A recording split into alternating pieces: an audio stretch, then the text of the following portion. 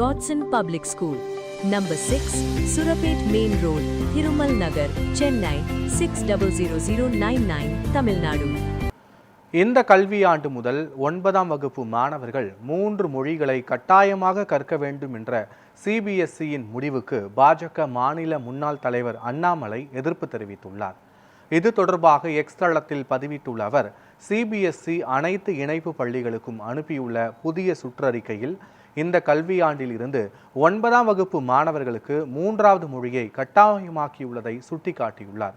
இதன் மூலம் 2029-30ஆம் கல்வியாண்டில் இருந்து மட்டுமே மும்மொழி கற்றல் அமல்படுத்தப்படும் என்ற தனது முந்தைய அறிவிப்பை சிபிஎஸ்இ அமைப்பு மீறி இருக்கிறது என குறிப்பிட்டுள்ள அண்ணாமலை, இந்த திடீர் அறிவிப்பு பெற்றோர்களுக்கு, குறிப்பாக தமிழக மாணவர்களின் பெற்றோர்களுக்கு பெரும் அதிர்ச்சியை ஏற்படுத்தி இருக்கிறது என தெரிவித்துள்ளார்.